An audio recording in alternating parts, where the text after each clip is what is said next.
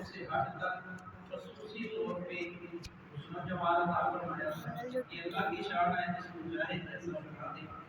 اللہ پاک اپنی قدرت کا اظہار فرماتا ہے کہ دیکھو میں نے کیسے کیسے حسین لوگ پیدا کیے ہیں، اور اللہ پاک نے ہر انسان کو ایک سے ایک بڑھ کر اللہ پاک نے خوبصورت انسان پیدا کیا ہے، کیونکہ اللہ پاک نے خود فرمایا لقد خلقنا الانسان فی احسن تقویم، ہم نے انسان کو بہترین صورت میں پیدا کیا ہے۔ تو یہ بھی اللہ پاک کی ایک نعمت ہے، کسی کو خوبصورتی مل جانا، حسن مل جانا۔ تو اس عورت کو اللہ پاک نے حسین و جمیل صورت عطا فرمائی تھی، اسے اپنی خوبصورتی پہ بڑا ناز تھا۔ ایک دن اپنے خاوند سے کہنے لگی کہ اللہ پاک نے مجھے بڑا حسن دیا ہے، اور میرا حسن ایسا ہے کہ تم تو کیا، میں اپنا چہرہ کسی کو بھی دکھاؤں تو وہ مجھ پہ فریفتہ ہو جائے گا، میرے حسن میں گم ہو جائے گا۔ وہ اس کا خاوند کہنے لگا کہ تمہاری بات ٹھیک ہے لیکن 100% ٹھیک نہیں ہے۔ اس نے کہا وہ کیسے؟ خاوند کہنے لگا ایک ہمارے اس مکہ شہر کے اندر ایک بندہ ایسا ہے جس کے بارے میں بھی کہتا ہوں اور لوگ بھی کہتے ہیں کہ اگر وہ تمہیں دیکھ بھی لے تو تمہارا حسن اس کو اپنی طرف مائل نہیں کر سکتا۔ وہ خاتون کہنے لگی ایسا ممکن نہیں ہے، میرا چہرہ تو دیکھ کے بڑے بڑے متقی بندے پھسل جاتے ہیں، تو تم کس کی بات کرتے ہو؟ اگر یہی بات ہے تو پھر ٹھیک ہے، میرا بھی دعویٰ ہے، مجھے بتاؤ اس شخص کا نام، میں اس کے پاس جاتی ہوں اور میں دیکھوں گی کہ کیسے وہ میرے حسن کی طرف مائل نہیں ہوگا۔ اب میاں بیوی کے درمیان یہ باتیں چل رہی تھیں، جس طرح عام حالات میں ہوتی تھی، میاں بیوی باتیں کرتے کرتے ٹھیک ہے اگر ایسا ہے کر کے دکھاؤ، تو ان کے درمیان بھی اسی طرح کی کیفیت پیدا ہوئی۔ اس عورت کو خاوند نے بتا دیا کہ وہ تابعی ہیں عبید بن عبید رحمۃ اللہ علیہ۔ اس نے کہا ٹھیک ہے، میں ان کے پاس جاتی ہوں، دیکھنا وہ بھی میرے حسن کو دیکھ کے فریفتہ ہو جائے گا۔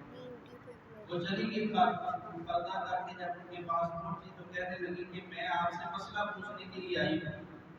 تو آپ ماشاءاللہ عالم دین تھے، پڑھے تھے، لوگوں کو مسائل بھی بتاتے تھے۔ اس عورت نے بھی کہا میں مسئلہ پوچھنا چاہتی ہوں لیکن تنہائی میں، اکیلے ہو کے پوچھنا چاہتی ہوں۔ وہ مکہ شریف میں مسجد حرام کے کونے میں چلے گئی اور وہاں پہ اس آدمی سے کہا بتاؤ کیا مسئلہ ہے؟ تو اس نے اپنا نقاب ہٹایا، چہرے سے نقاب اتار دیا۔ اب حضرت عبید بن عمیر جب انہوں نے چہرہ دیکھا تو فرمانے لگے اللہ کی بندی تمہیں اللہ کا ڈر نہیں لگتا؟ کیا کر رہی ہو؟ اللہ کا خوف کرو۔ تو اب عورت آگے سے جواب دیتی ہے کہ آپ نے میرا چہرہ دیکھا ہے تو میرا حسن دیکھ کے میرے بارے میں سوچے کہ میں کتنی حسین ہوں، میں آپ کے پاس آ گئی ہوں۔ اس پر حضرت عبید بن عمیر رحمۃ اللہ علیہ آپ فرمانے لگے اچھا یہ بات ہے تو پھر سنو، میں 3 یا 4 سوال تم سے کرتا ہوں، اگر تم صحیح جواب دے دو گی تو پھر میں تمہارے بارے میں سوچوں گا۔ اس نے کہا ٹھیک ہے سوال کریں آپ۔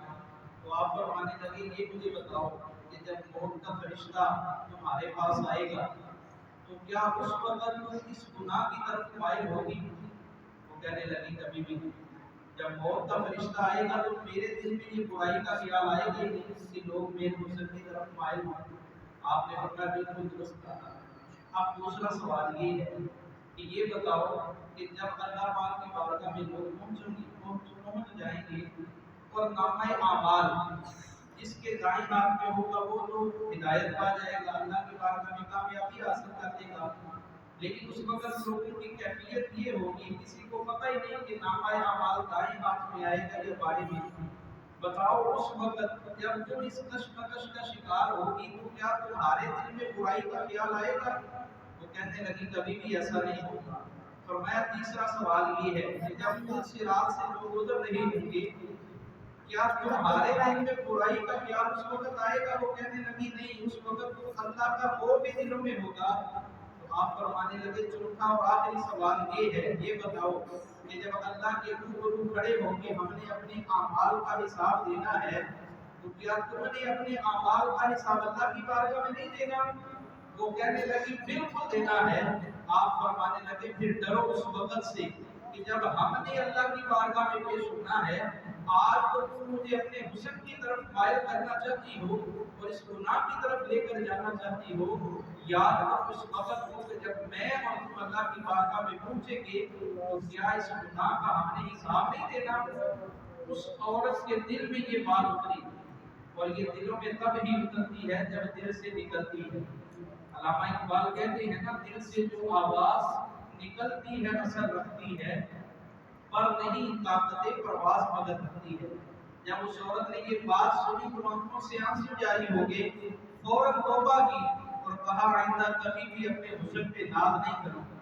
وہ حسن جس کو اللہ پاک نے مجھے نعمت کے طور پہ عطا فرمایا ہے، میں نے اس کا غلط استعمال کیا۔ میں اس حسن کو بجائے اس کے کہ اللہ پاک کا شکر ادا کرتی کہ یا اللہ تو نے مجھے اتنا حسین بنا کے مجھ پہ کرم کیا ہے، مجھ پر انعام کیا ہے، تو میں تو غلطی کا شکار تھی، میں تو تکبر کے اندر مبتلا تھی۔ فوراً تائب ہوئی، توبہ کر کے اپنے گھر میں چلی گئی۔ اب اس کا خامد آ کر کہتا ہے کہ جناب آپ نے کون سی ایسی بات کر دی ہے کہ پہلے تو میری بیوی اپنے حسن کے چرچے کرتی تھی، لیکن جب سے آپ کی بارگاہ سے ہو کر گئی ہے، ساری رات سجدوں سے سر ہی نہیں اٹھاتی، سر ہی نہیں اٹھاتی۔ آپ نے فرمایا میرا کمال نہیں ہے، میرا کمال نہیں ہے، یہ تو اللہ پاک کی عطا سے ہوا ہے۔ میں نے تو بس اس کو بتایا ہے کہ ہم نے اللہ کی بارگاہ میں حاضر ہونا ہے۔ یہ چند لمحوں کی ملاقات تھی، یک زمانہ صحبت باہو۔ جب بندہ کسی نیک بندے کی بارگاہ میں آتا ہے تو چند لمحوں کی وجہ سے اللہ پاک زندگی کو بدل دیتا ہے۔ اس لیے علامہ اقبال نے کہا نگاہ مرد مومن سے بدل جاتی ہے تقدیریں، جو ہو ذوق یمین پیدا تو کٹ جاتی ہے زنجیریں۔ یہ اللہ پاک نے کچھ بندوں کی نگاہ کے اندر اثر رکھا ہوتا ہے کہ جب وہ اللہ کی بارگاہ میں ایک خاص مقام حاصل کرتے ہیں تو پھر ان کی نگاہ جس دل پہ پڑ جاتی ہے اللہ دلوں کو بدل دیتا ہے۔ نگاہ علی میں متاثر دیکھی، بدلتی ہزاروں کی تقدیر دیکھی۔ یہ بڑی بات ہے۔ ہم میں سے اکثر بندے سوچتے ہیں یار یہ کیسے ممکن ہے کہ بندہ اپنی مدد سے بھی تو سب کچھ حاصل کر سکتا ہے، اس میں کوئی شک نہیں ہے۔ اللہ پاک نے ہر بندے کو طاقت دی ہے، ذہن صلاحیت سب کے پاس ہے، لیکن بعض اوقات ہوتا ایسے ہے کہ ہم کچھ چیزوں کو پڑھ بھی رہے ہوتے ہیں لیکن ہماری نظر ان کی گہرائی کو سمجھ نہیں سکتی۔ پڑھتے پڑھتے پتہ گزر جاتا ہے، لیکن وہی بات جب کسی اچھے عالم سے کسی نیک بندے سے سنتے ہیں تو وہ بات دل میں اتر جاتی ہے۔ اس بات کی جو تاثیر ہوتی ہے جو دل پہ اثر کرتی ہے، تو یہ بعض اوقات ہوتا ہے، ورنہ یہ بات نہیں ہے کہ بندہ چاہے کہ یار میں کسی کے بغیر ہی سب کچھ حاصل کر لوں۔ ہو سکتا ہے لیکن اس میں محنت بھی کرنی پڑے گی اور زیادہ وقت بھی لگے گا۔ ہو سکتا ہے بندے کے اندر اتنی طاقت آئی نہ کہ وہ شیطان کا مقابلہ کر سکے، لیکن جب بندہ کسی نیک بندے کے پاس چلا جاتا ہے تو ان کی صحبت میں بیٹھنے سے اللہ پاک نے اس بندے پہ خاص کرم نوازیاں فرماتا ہے، کیونکہ نیک لوگوں کی صحبت وہ معمولی صحبت نہیں ہوتی، وہاں پر تو پہلے ہی اللہ کی رحمتوں کا نزول ہوتا ہے، وہاں پہ تو پہلے ہی برکتیں ہوتی ہیں، روحانیت کا ماحول ہوتا ہے۔ جب بندہ اس ماحول کے اندر جاتا ہے تو پھر اللہ پاک جلد ہی اس کو منزل مقصود تک پہنچا دیتا ہے۔ اس لیے کسی نے کہا کہ اللہ کی جانے سے اللہ نہیں ملتا، اللہ والے ہیں جو اللہ سے ملا دیتے ہیں، اللہ والے ہیں جو اللہ سے ملا دیتے ہیں۔ اس لیے ہم کہتے ہیں کہ کسی کے پاس جانا چاہیے۔ آج کے دور میں یہ ضرورت ہے، وجہ یہ ہے کہ ہمارے پاس اتنی طاقت نہیں ہے کہ ہم شیطان کا مقابلہ کر سکیں۔ ہم تو چھوٹی سی بات پہ ہمت چھوڑ کے بیٹھ جاتے ہیں، یار مجھے بخار ہو گیا چھوڑو اس باتیں کیا پڑیں گے، یا میرے اوپر یہ تھوڑی سی پریشانی آ گئی، اگر اللہ کا میرے ساتھ ہوگا تو پھر یہ سارے مسئلے حل ہو جاتے ہیں، میرے ساتھ یہ ہو گیا وہ ہو گیا۔ یعنی چھوٹی چھوٹی باتوں پہ ہم پریشانی کا شکار ہو جاتے ہیں۔ اس لیے آج کے دور میں ضروری ہے کہ ہمیں کسی ایسے مرد صالح کی صحبت مل جائے جو ہر مشکل پریشانی میں جب بھی ہم راہ ہدایت سے تھوڑا سا بھٹکنے لگے تو وہ ہمیں سہارا دے کر سیدھے راستے میں لے جائے۔ اور یہی وہ صحبت ہے جس کے لیے اللہ پاک نے قرآن پاک میں فرمایا یا ایھا الذین आमनुल्लाह वकुनु मअस-सादिकीन, ऐ ईमान वालों अल्लाह ताला से डरो और सच्चों के साथ रहो। अल्लाह को खुद फरमा रहा है कि मेरे ऐसे बंदों के पास जाओ, क्योंकि इनके पास बैठोगे तो अल्लाह पाक तुम्हारी जिंदगियों को भी बदल देगा। और ये पक्की बात है कि सोहबत का असर जरूर होता है, सोहबत का असर जरूर होता है। जो बंदा किसी के पास बैठता है, अगर सोहबत अच्छी हो तो अच्छा असर होगा, बुरी हो तो बुरा असर होगा। इसकी एक छोटी सी मिसाल देता हूँ कि आजकल हमारे यहाँ ना शहरों के अंदर देहातों में मेडिकल स्टोर बने होते हैं। तो आप मेडिकल स्टोर पे जाते हैं, दवाई भी मिल जाती है, ब्लड प्रेशर भी चेक हो जाता है, बाद में देख लीजिए बुखार है, ये मसला है, इसकी ये दवाई, ये मसला ये दवाई। हालांकि वो बंदा डॉक्टर नहीं है, डॉक्टर तो हॉस्पिटल में है।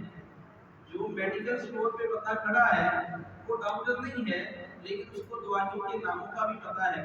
हत्ता कि यहाँ तक जो डॉक्टर पर्ची लिख के देते हैं वो बात पढ़े लिखे बंदे को भी समझ नहीं आता कि क्या लिखा है। लेकिन जब वही पर्ची आप मेडिकल स्टोर पे ले जाएंगे तो वो जो वहाँ पे अनपढ़ बंदा खड़ा है वो भी समझ जाएगा ये कौन सी दवाई है। अब वजह क्या है? उसने एक सोबत के अंदर वक्त गुजारा, साल 2 साल किसी के पास खड़े होके उसने लोगों को दवाइयाँ दी, वहाँ पे देखा कि माहौल कैसा है, वहाँ पे रहा। तो उस सोबत की वजह से असर इतना हुआ कि आज वो दुकान पर आके बैठा है, आज उसने अपना मेडिकल स्टोर बना लिया, आज वो खुद लोगों को दवाई दे रहा है और उसकी दवाई से असर भी हो जाता है। ये एक वैसे मैंने आपको मिसाल दी है। अगर दुनिया की सोबत से इतना असर होता है तो फिर आप मुझे खुद बताइए, जो बंदा अल्लाह वालों के पास आता है क्या उनकी उस सोबत से असर नहीं होगा? वो बंदा जो 24 घंटे अल्लाह पाक की इबादत में मसरूफ रहता है, जब बंदा उसके पास आता है अच्छी बातें सुनने को मिलती हैं। इसकी एक और भी मिसाल मैं आपको बताऊं। ये अभी जो रमजान शरीफ गुजरा है, इस रमजान शरीफ